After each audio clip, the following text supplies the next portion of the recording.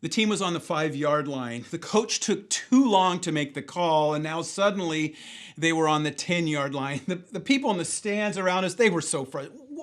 Why would he take so long? He's not new. My friend and I, who were on the team a couple of years before, knew exactly why.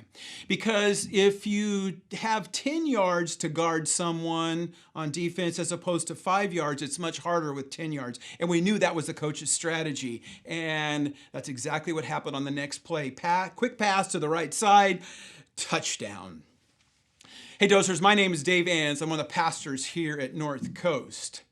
And these coaches were not just winning that night, but they won time after time, in fact, wherever they went beyond, not just because they knew how to have interesting plays, but they understood the power of team. They knew how to build community. They knew how to take this crowd of guys, and create a team that made an incredible difference and allowed us, to perform way beyond the ability of any individual on the team. In fact, one year, a couple of years before when I was on the team, we outscored our opponents 49-1. It was an incredible year.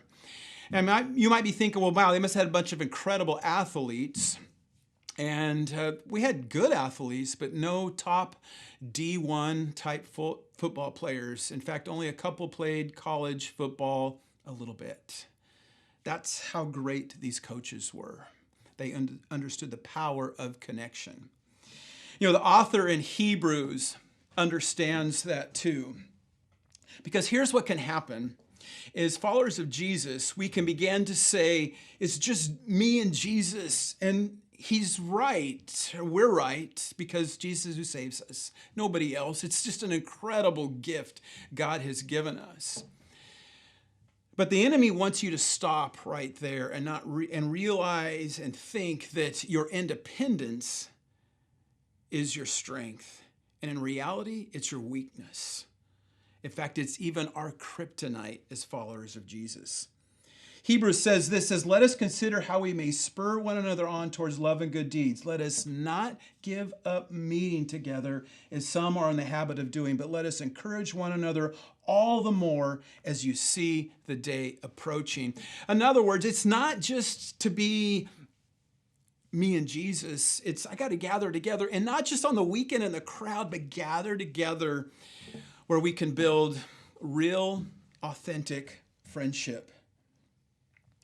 Is it really that big of a deal? It's a real big deal. In fact, Harvard did a study and found an 85-year study and found that people that were not connected in relationship had a 32% higher chance of contracting heart disease. That their life, it was equivalent to someone smoking 15 cigarettes a day. In other words, people that had relationships could live longer. Such an important one. And that's what the author of Hebrews is telling us. That's what connection is all about. You ever had that group of friends that you get together and they understand you and you can laugh and have fun, but they also talk about real stuff and you're heard and you can ask questions, you can push back and they can, and you support each other. That's living, right? I mean, you can have all the things, but without that, it's not much. That's what the author is saying needs to happen. That's why he says, don't just come and meet and watch and just live with it. It's just you and Jesus. It's like you got to build those connections. That's why we offer life groups, because we know you come on the weekends or you listen online and it's like, this is good teaching. And you want to apply it, you want to live it. And you're like, how do I do this? How do I remember? That's what life groups are about. We're kicking them off right now. And if you're interested in joining one, you can go online and sign up, or you can text to the phone number below on the screen, groups, and you will have someone get back to you and give you information so you can check them out and sign up. Hope it's a choice you made. Hope you're encouraged. Have a great day, Dozers.